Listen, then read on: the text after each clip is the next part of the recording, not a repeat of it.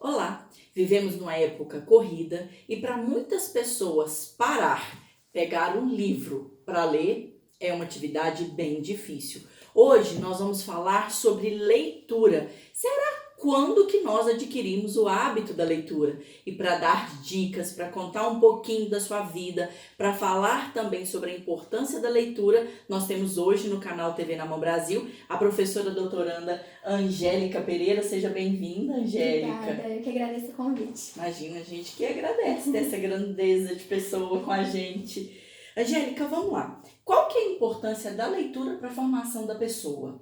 Olha, a leitura é importante em todos os vieses da vida de uma pessoa, né? Ela aumenta a nossa capacidade de poder criativo, ela aumenta a nossa capacidade de interpretação, e a gente sabe que hoje o mercado de trabalho procura pessoas com habilidade crítica, com habilidade interpretativa e principalmente pessoas criativas. Na era da rapidez e do celular na mão, como hoje a gente incentiva a leitura, principalmente das crianças? Eu acho que eu poderia dar 3 dicas para os pais, né? A primeira é ter livros em casa. Então, comprar livros para os filhos, né? E ter livros para si. Ter livros em casa, né? A segunda dica seria perguntar para o filho qual é o seu cronograma de literatura. Porque todo mundo tem a matéria literatura na escola, mas os pais não perguntam. O que você está lendo? O que a professora está pedindo? Participar da vida do participar filho. da vida escolar do filho no sentido da matéria de literatura. E aí, se possível, comprar esse livro obrigatório que a professora está pedindo e discutir se está gostando da leitura ou não. E aí, nesse momento de discussão, o celular já fica de lado. E a terceira dica é tirar o celular no momento da leitura. Fazer um hábito de leitura diário ou, no mínimo, semanal, com esse celular de lado. Por quê? Porque o celular não tem as redes sociais instaladas. Sim. E tem notificação o tempo todo. Ele sempre vai querer ver o WhatsApp ou ver a notificação do Instagram e parar a leitura. E isso não é bom no momento da leitura. Gente, eu acho ótimo essas dicas, porque ela é professora do meu filho de literatura, tá? Então, essas dicas vão para minha casa também. Angélica, nós falamos da criança, do adolescente em si. Um adulto que não adquiriu o hábito da leitura na fase, né, na infância, na adolescência, ele pode adquirir esse hábito? Pode e deve. Eu acho que sempre é a hora, sempre é o momento de começar. E o que o adulto deve fazer é tomar o primeiro passo, a primeira atitude que é de começar, né? Então, aqui na cidade a gente não tem muitas livrarias. Sim, o que é um dificultador. Sim, é uma cidade pequena, não temos muitas livrarias, às vezes isso vira um motivo. Eu não compro porque eu vou comprar onde, né? Mas a gente tem 3 sites que eu gosto muito de indicar na internet, que é a Saraiva, o Submarino e Americanas. Neles você consegue filtrar quais livros estão sendo mais vendidos atualmente. Sim. Nesses filtros, o adulto pode escolher pelo título ou pela sinopse. Você daria dicas, você tem algumas dicas para quem está nos vendo, se for pai e mãe, para começar isso com os filhos e depois em outras fases também. Você tem dicas de livros bacanas que podem começar a estimular essa leitura das crianças e adultos? É uma pergunta que, pra mim, ela é difícil porque eu tenho várias dicas. Eu imagino. Mas eu separei alguns livros aqui. Sim. Para crianças, para adolescentes e acho que para os adultos eu vou querer fazer uma lista e te disponibilizar depois para você deixar nas redes sociais com um resumo, porque para adulto é mais complexo. Mas para as crianças, eu separei uma escritora chamada Fernanda de Oliveira. Ela é de Brasília, formou aqui em Uberlândia. Ela tem vários livros que tem uma lição no final. Olha. Então, para as crianças é muito interessante. Você lê e no final ele tem uma lição. Então, ele é educativo, um pouco didático. Que bom. Outra que eu separei, da escritora indígena Marcelaina Cambeba, chamada Caquiritama, para começar a incentivar as crianças desde pequenas a respeitar a questão do indígena, e eles vão adorar os poeminhas. Separei também 2 escritores famosos que a gente acha que é só para adulto, mas que tem literatura infantil, Graciliano Ramos e Clarice Lispector. Olha! Contos da Clarice, O Mistério do Coelho Pensante, e do Graciliano, A Terra dos Meninos Pelados, que trabalha o bullying e a questão do preconceito. Olha, que legal. E por último, e muito difícil de ser o último, né? Sim. Eu gostaria de indicar a escritora Lígia Bojunga para as crianças. A Bolsa Amarela, conhece, Patrícia? Não conheço. Muito famoso. E Tchau, que é de contos. A Lígia Bojunga também traz uma narrativa simples, uma narrativa com humor, mas que a partir da leitura a gente consegue refletir sobre vários assuntos importantes. Isso da tudo pra vida. criança? Isso tudo pra criança. Eu não consegui Gente. indicar um só. Eu sei, mas eu acho que eu quero levar todos para eu ler. Você vai adorar, eu tenho certeza. Ótimo. Bom, então para as crianças você já deu uma lista bacana. Isso. Tem para adolescente também? Para adolescente agora, a coleção Vagalume. Acho que muita gente Gente, a conhece. coleção Vagalume fez parte da minha infância. E ela é atemporal. Sim. Então, se alguém fala, mas coleção do Vagalume é coisa do passado. Não. Eu dou em sala de aula até hoje e é um grande sucesso. E Olha. coleção Vagalume todos. Não Uhum. tem nenhum que eu tiro. Uma coisa interessante é que tem tudo online. Todos os livros da coleção Sim. Vagalume tem online e de forma gratuita. Aí esses outros dois que eu separei é o Dom Quixote, do Miguel de Cervantes, que é Aham. muito divertido. Eu acho que todo adolescente tem que ler. Uhum. E esse aqui chama História sobre Ética. Ele tem contos de vários escritores famosos, Machado de Assis, Lima Barreto. Olha. Então, para aquele adolescente que não gosta de ler, às vezes o livro de contos é um artifício Eu que ia pode ser falar, usado. eu ia falar isso agora. O conto é legal, por quê? Porque são histórias rápidas, né? Isso. E aí ele já passa, conta uma, depois já passa para outra, então Isso. facilita a leitura. Aquele aluno que tem dificuldade em sentar e ficar muito tempo com o livro, ele vai sentar, ler uma narrativa bacana, ele pode ler outra narrativa no dia seguinte. Então é muito interessante um livro de contos para aquele adolescente que tem muita resistência com a leitura. Gente, vou levar isso tudo pra minha casa. Meu filho, aguarde. E para os adultos? Bom, para os adultos e para os adolescentes, já Sim. pensando no ensino médio, eu separei Jorge Amado, que eu gosto bastante. Sim. Jorge Amado, Gabriela Cravo e Canela, que é muito divertida a narrativa. Sim. E Ana Cristina César, para quem gosta de poesia.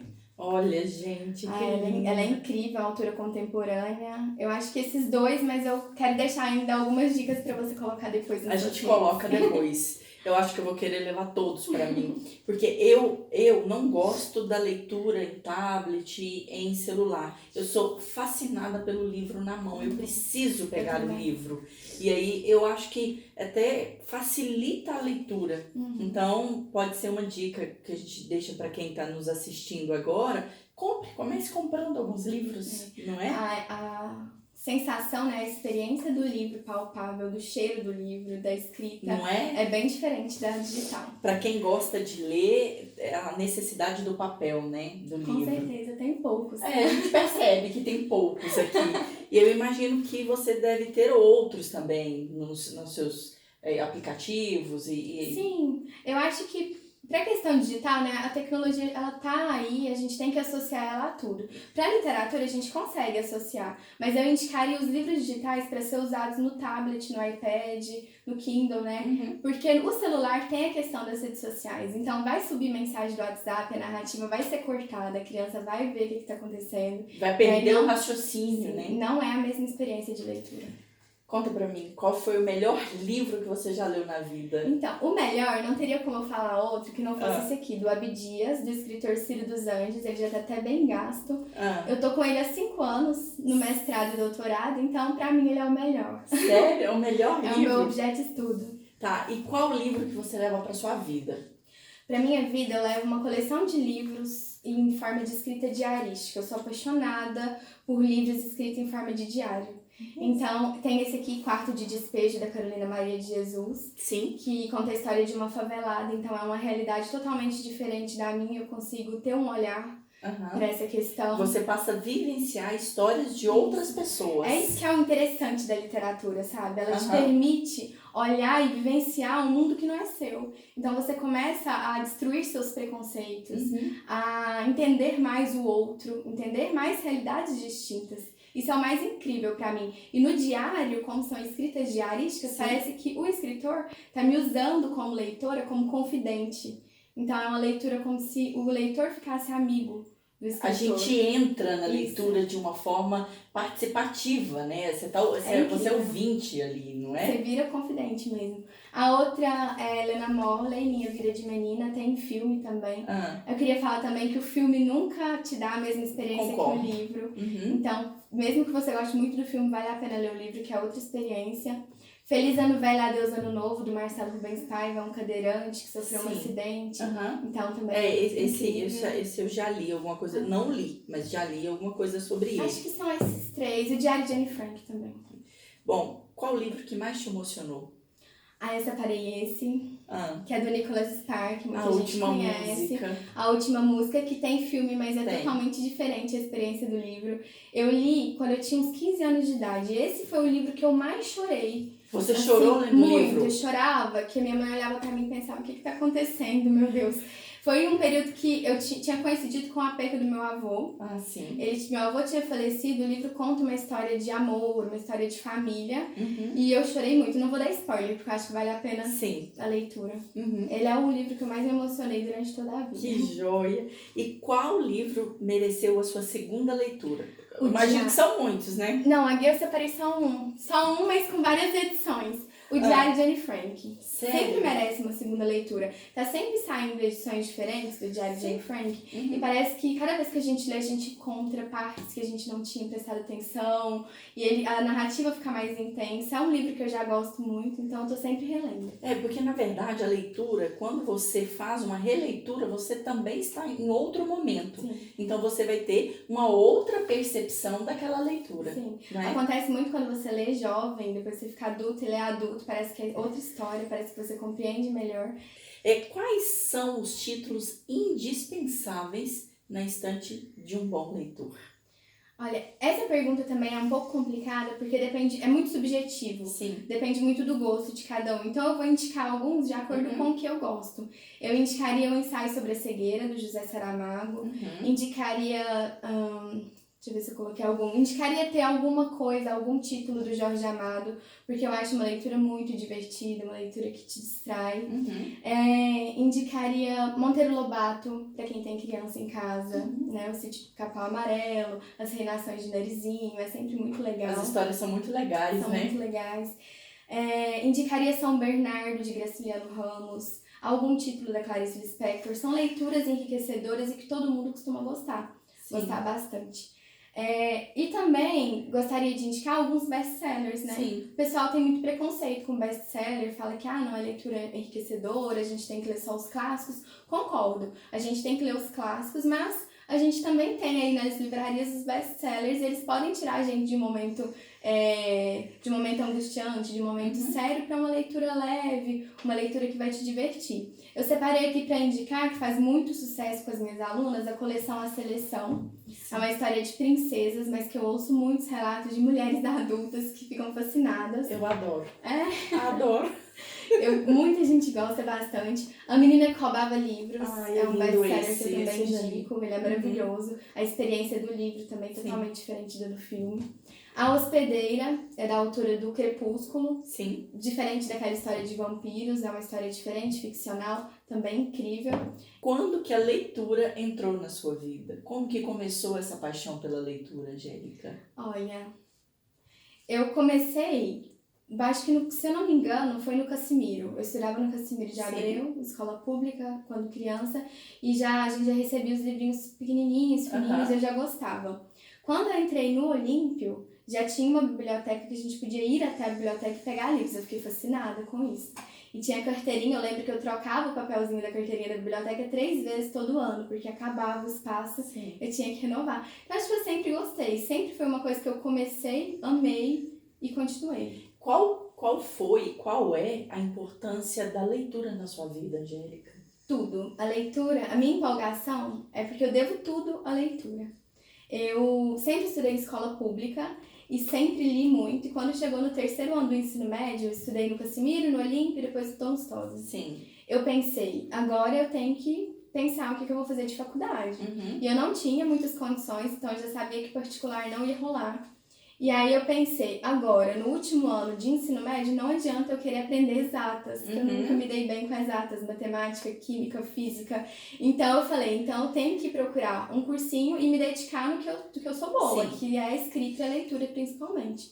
Então eu fiz um cursinho de 3 meses, aprendi a dissertação argumentativa, que é a pedida no Enem. Tirei uma nota boa no Enem porque dei conta de fazer uma redação boa. Então Foi a a nota da redação foi muito alta e me ajudou a suprir o que eu não sabia de exatas. Sim. Com essa nota boa, eu consegui passar no Centro Universitário de Patos de Minas com a bolsa integral. Então, eu fiz a faculdade toda gratuita. Olha. Lá dentro, eles ofereceram uma bolsa de iniciação científica. Sim. E aí, eu fui aprovada, consegui essa bolsa e tomei gosto pela escrita científica. Isso na graduação? Isso na graduação. Então, era uma graduação de 3 anos para me tornar professora de inglês e português. E eu falei, não, quero continuar com a escrita científica. Fui procurar o mestrado na UFO. Então, foi muito legal, porque na graduação eu não tinha condições nenhuma de morar em Berlândia e fazer uma UFO. E aí, saindo da graduação, eu fui aprovada na UFO para fazer um mestrado. Saiu da graduação, aprovada na UFO. Eu formei em dezembro e em fevereiro eu já estava na UFO. Gente, eu fico até arrepiada, porque assim, é história que você buscou, que você construiu. E eu devo a leitura. Ai, tão lindo devo aos livros. E no mestrado, né, como eu já Aí no disse... mestrado você foi morar em Uberlândia? Não, eu ficava meia semana em Patrocínio e meia semana em Uberlândia. Eu trabalhava aqui. O dinheiro, eu lembro que é interessante contar que o dinheiro que eu ganhava aqui era o suficiente para eu pagar a passagem, comer, pagar xerox e voltar. Mensal. Era foi muito interessante, porque eu consegui, né, fazer letras, atuar um pouquinho como professora, como monitora, fiz o mestrado. Aí no mestrado eu consegui uma bolsa, que me ajudou bastante. E aí eu consegui a bolsa de mestrado, concluí o mestrado, fiquei mais ou menos uns 8 meses parada, estudando para fazer o doutorado, passei no doutorado, hoje eu faço doutorado em estudos literários. Quando você pode falar a sua idade? Posso, eu tenho 25 anos, então... Gente, e aí... eu vou te interromper um pouquinho, porque eu faço, normalmente quando eu vou entrevistar, eu faço um roteiro. Algumas coisas eu coloco no roteiro, outras não. O que eu vou falar agora eu não coloquei no roteiro, tá? Mas assim, ela é professora do meu filho há alguns anos. E aí ela dá aula no ABC, né? Que é o Sistema de Ensino Anglo, uma escola a qual eu também sou apaixonada, não posso deixar de falar. Mas assim, quando o meu filho me falou que tinha uma professora nova de português, e que eu cheguei na escola e olhei, eu falei, eu não acredito que o pessoal do ABC contratou uma menina para dar aula. Ai, eu tenho certeza que não foi só você que pensou assim. Eu fiquei falando, mas assim, vamos ver até onde vai.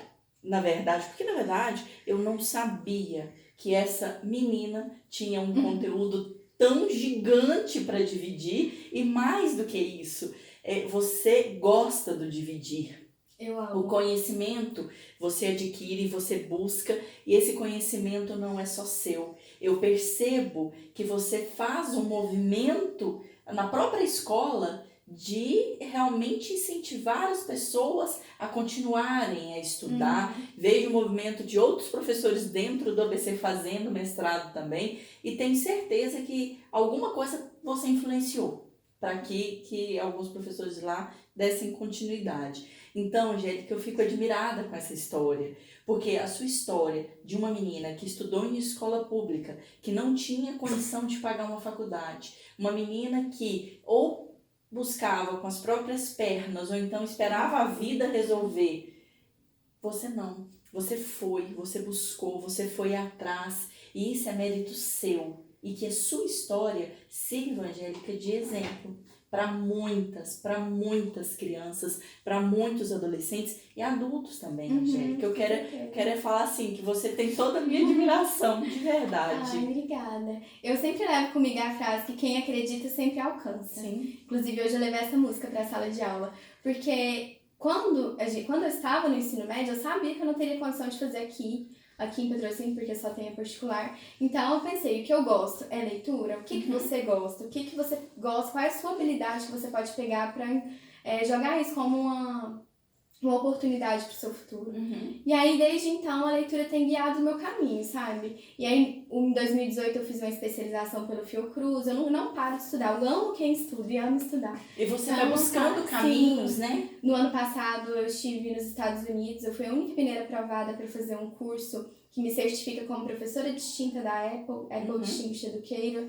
E tô sempre incentivando os meus colegas a continuarem no estudo, os meus alunos. Eu amo ver os meus alunos engajados, os meus alunos fazendo trabalho, os meus alunos como protagonistas. Eu amo de verdade.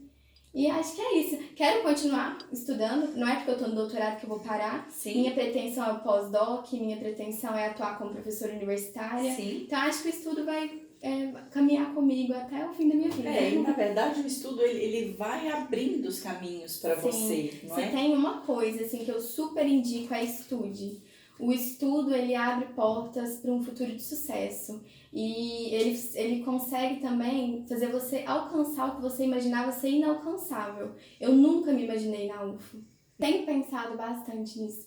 Principalmente quando eu saio da sala de aula, que às vezes os meninos falam, o horário passou rapidinho. Horário que passa rápido significa horário bom, né? Exatamente. Então eu saio até arrepiada, com o olhinho brilhando, assim. Gente, o olho dela não para de brilhar. Eu gosto muito, muito mesmo. Porque, na verdade, o grande desafio do ser humano é encontrar propósitos. E eu vejo que quem encontra propósito tem uma percepção diferente da vida. Não é? Porque, assim, você, pela sua própria fala, você sonha para realizar, não é? Sim, acho que outra palavra-chave da minha vida também é planejamento. Faz muita diferença a gente colocar no papel, a gente saber que a gente nunca está completo, que a gente sempre tem mais a aprender, sempre tem mais que a gente pode fazer. Então, eu nunca acho que pra mim já deu, que eu sei tudo, que minhas aulas são as perfeitas, não. Pelo contrário, eu sempre acho que eu posso melhorar e que eu tenho que correr atrás de melhorar. Angélica, voltando à minha fala, na minha percepção da menina que entrou no colégio ABC para dar aula e que eu fiquei assim, vamos ver, né? Tenho certeza que muitas pessoas, você também falou, que acredita que muitos também ficaram só observando. Você conseguiu conquistar o seu espaço dentro do seu local de trabalho e que forma que você buscou para conseguir conquistar esse espaço, levando em consideração que você era muito novinha quando você entrou? Olha, primeiro, o professor, ele tem que conquistar primeiro os alunos. Sim. Conquistando os alunos, a gente consegue conquistar os pais, né? Então, eu tentei, no meu primeiro ano de colégio ABC, conquistar os alunos. Então, eu fazia de tudo para fazer aulas criativas, né? Sempre tem aquele aluno que gosta e aquele também que vai preferir exatos, que vai gostar de outros. Mas eu sempre tentei fazer aulas criativas, sempre tentei ficar muito empolgada ali dentro. E com, acho que 2 anos de colégio ABC, eu fui convidada a me tornar coordenadora de tecnologia do colégio. Nessa função, eu ajudo os outros professores, né, as outras matérias, a fazerem aulas criativas com o apoio da tecnologia, principalmente a tecnologia Apple. Então, eu conquistei meu espaço, acredito que sim, mas sempre tem ainda, né, aquela desconfiança. Sempre tem aquele preconceito com os mais jovens, né? A gente sempre escuta muito, imaturo, né? Sim. Às vezes a pessoa sempre fala, ela é muito imatura. Mas eu não acredito nisso. Eu sempre coloco Deus à frente de tudo. Eu acho que a gente tem que acreditar na nossa verdade, no nosso propósito. Eu sou tenho muita certeza do que eu quero. Tenho muita certeza dos passos que eu dou. Então, crítica negativa sempre vai ter, eu acho que em qualquer área, em qualquer profissão, né, Patrícia? Sim, sem dúvida. Mas a gente tem que tentar focar e tentar aprender a cada dia como a gente filtra o que a gente ouve, sem que isso nos atrapalhe o nosso caminho. Então, eu tento muito filtrar tudo que eu ouço. De onde que veio essa paixão por estudar e pela leitura, Angélica? Olha, eu acho que eu sempre gostei muito, acho que eu nunca disse isso pra eles, mas vou dizer agora, dos elogios dos meus pais. Sério? Então, assim, a minha mãe, ela sempre foi muito tranquila, assim, todo mundo acha a minha mãe muito divertida, e o meu pai também muito tranquilo. Então, eles nunca foram tipo, pega seu caderno, deixa eu ver. Não. Só que quando eu mostrava o caderno e falava, mãe, tirei nota boa e tudo mais, eles sempre elogiaram, vira assim e tudo mais. Então, eu sempre gostei muito dos elogios dos pais. Isso é muito importante, sabe? Gente, isso é muito importante. Isso é muito importante na vida. Porque às vezes os filhos chegam hoje mesmo com as provas em casa, e aí tem aquele não é mais que sua obrigação, aquela fala, né? Você não fez mais do que sua obrigação. Ou então, não elogia. O elogio dos pais é um impulso pra gente seguir em frente, é um impulso pra gente querer mais, sabe? Então, acho que foi. Os elogios dos meus pais me deu um gás pra continuar querendo tirar nota boa. Isso não acontecia sempre, porque como eu já disse, exatas nunca foi minha praia. Mas eu pelo menos nunca fiquei de recuperação. Você foi no limite, né? Você ia no limite. Sim. Mas eu acho que o incentivo dos pais mesmo, não no sentido de Angélica, você está estudando, Angélica, você fez dever. Não minha no mãe sentido nunca de foi cobrança, dessa. né? Não no sentido de cobrança. Minha mãe sempre foi mais tranquila, mas no sentido de a professora fala bem, entendeu? Aham. E aí eu acho que hoje em dia fica até uma dica para os pais elogiarem mais, elogia as conquistas, né? Sim. Puxa a orelha pela nota baixa, mas elogia também quando a nota for alta. Todo o assunto das dicas, da importância da leitura foram muito valiosos, mas quando você traz a sua história de vida, ela realmente faz a diferença para quem está lá do outro lado. E esse é o objetivo do canal TV na Mão Brasil, é contar a história de gente como a gente que realmente está fazendo a diferença por onde passa. Ai, fico muito feliz de estar fazendo parte de tudo isso. Eu que agradeço. No mais, eu quero agradecer, desejar para você que o seu caminho seja cheio de flores, assim como você transmite pra gente essas flores, essa alegria, essa luz que você tem dentro, esse olhinho que brilha, na verdade não é um olhinho, é um olhão lindo, mas que a luz que você transmite que seja sua companheira constante. Angélica, obrigada. Eu que agradeço, muito sucesso no canal e te admiro demais, desde que te conheci, uma das mães que me deu apoio. Obrigada. E eu nunca contei pra ela que eu estava desconfiada, tá? Eu entendo. Mas mais uma vez, obrigada. Obrigada a você.